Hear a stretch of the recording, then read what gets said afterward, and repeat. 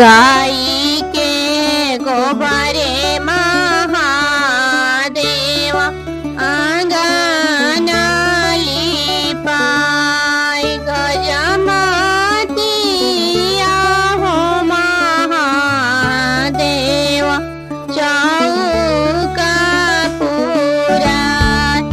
सुनिए शिव शिव के दोहाय सुनिए शिव शिव के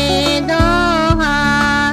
चौका बैठला महादेव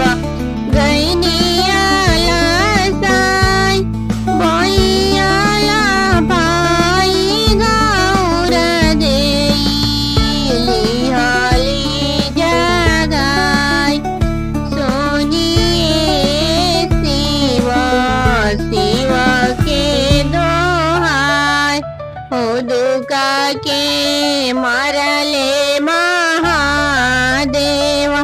गैनी ऋषियाय बैयाला भाई गौर देई लिहली मनाय सुनिए शिव शिव के दोहाय के दियले हाथी से घोड़ा के धेनु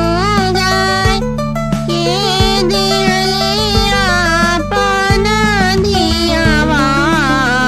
अंगुरी धराय सुनिए शिव शिव के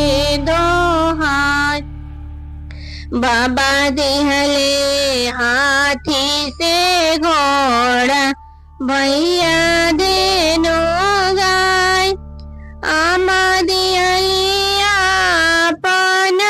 धियावा अंगुरी धराय सुनिए शिव शिव के दोहाय बियाहे के